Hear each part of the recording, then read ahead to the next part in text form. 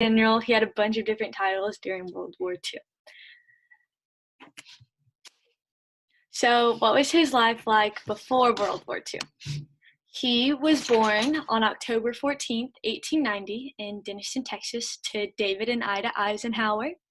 And then before he was 4, his family moved back to Abilene, Kansas, and he grew up there. He actually, within his first year living there, lost his 10-month-old brother. He was one of like 11 siblings, but it was still a hard loss for such a little child. But despite that, he continued on, and he played football in high school, and then he worked for 2 years paying for his brother's education at college. They actually had a deal going on where Eisenhower would work the first 2 years and pay for his brother's education, and then after those 2 years, they would switch, and the other brother would work to pay off Eisenhower's education. But before that switch could happen, Eisenhower was given an appointment at West Point, and so he actually ended up attending West Point in New York, and he played football there, and then he graduated in 1950 in the middle of his class. After he graduated, he was stationed at Fort Sam Houston in Texas, and that's where he met his wife, Mamie Dude. She was 19 when they met.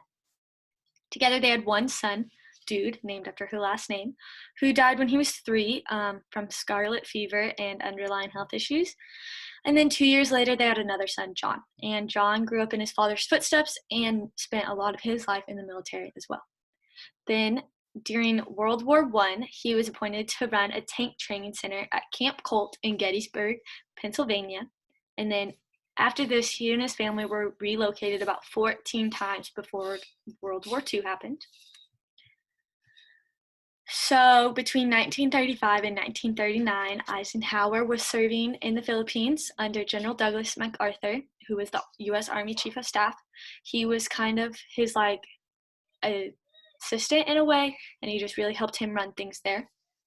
But then when Hitler started attacking in Europe, he and his family moved back to America, and they moved about 2 times before he was sent off to war. And then in September 1941, he received his first general star by a promotion to brigadier general. And then after Japan attacked Pearl Harbor in December 1941, Eisenhower was called to D.C., and he was appointed to be a planning officer. So what that meant was he was kind of behind the scenes of everything, and he really helped plan their attacks. He was the guy in the office, just really looking at the maps, looking at all the statistics, seeing what everyone was doing and what he thought would be their best plan of action. And then in November of 1942, he headed Operation Torch, which was the successful Allied invasion of North Africa.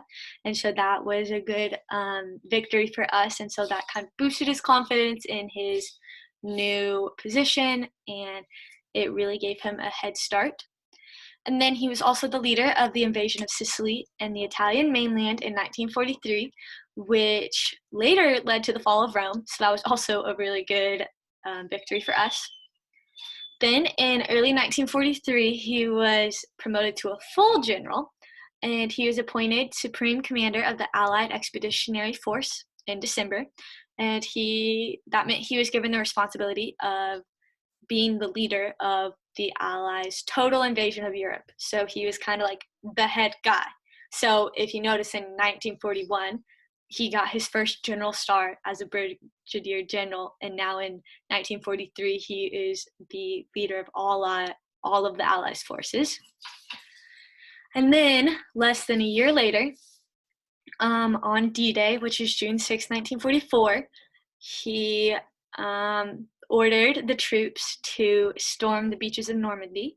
And before that, he gave a really encouraging speech that was passed out to the 150,000 soldiers before they went off to war. And he is often credited with forming the greatest invasion in all of modern history, which would be storming the beaches of Normandy. And so that's a lot of times what he's remembered for. So this is his D-Day order, and he gave this speech, and then written copies, or printed copies actually, were handed out to the soldiers for them to read as they were transported off to the beaches. Soldiers, sailors, and airmen of the Allied Expeditionary Force, you are about to embark upon the great crusade toward which we have striven these many months. The eyes of the world are upon you. The hope and prayers of liberty-loving people everywhere march with you.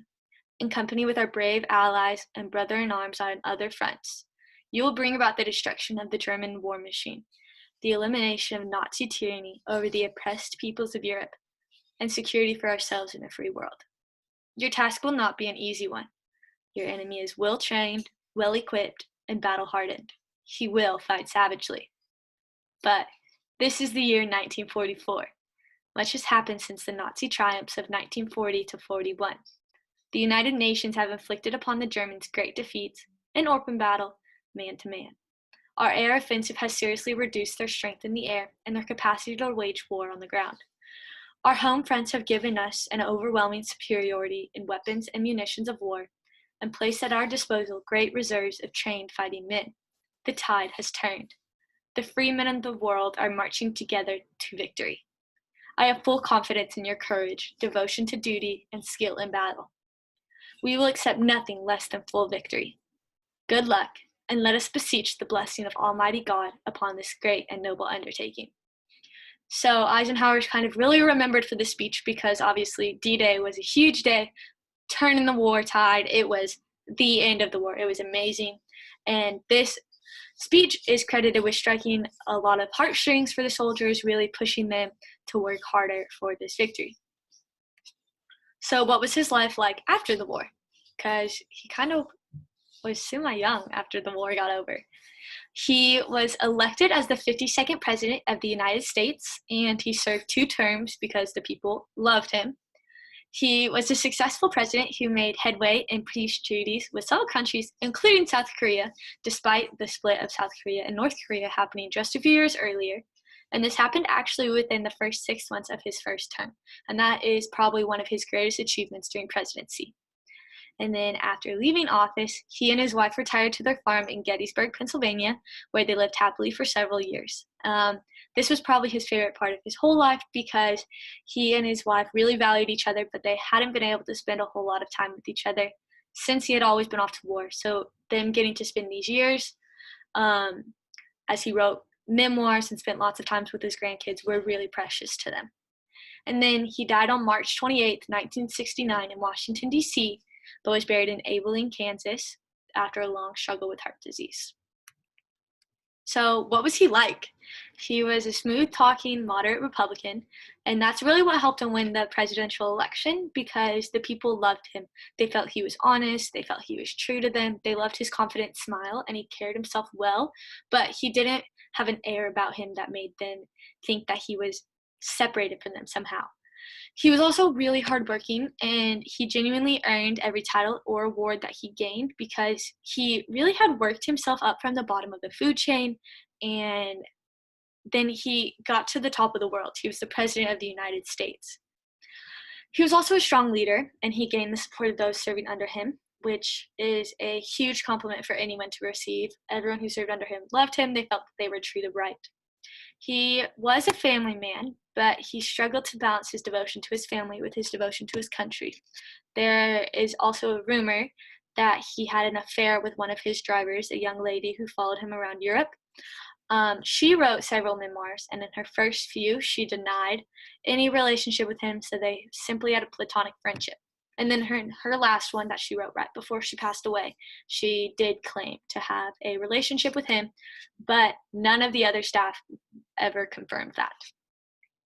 He was also seen as an easy person, and not in a good way, since he allowed senators to get away with doing sneaky business on the side. He let some not so good acts that were racist or only benefited the rich or the senators. But he let them get away with it because he didn't want to push his beliefs on other people, which also led to him not trying to end racism because he felt that it was not his duty to push his moral beliefs on the people. He did try to end some segregation, but he didn't push hard at that at all because there was a lot of pushback from the people, so he just kind of stopped with that. So why Eisenhower? Why Ike? He was a great person, personally, I think. He was a people person, and he greatly led our country both in war and in office. Even though he didn't do a whole lot in office, he still was there for the people when they needed him, and by not doing a lot, he kept us out of war, and he kept us in peace. He's a great example to follow when you are trying to chase your dreams, because he worked his way up from the bottom, and he still valued his family through it all. We should look to him as the ideal image of an American man who did not let his struggles hold him back, and he served others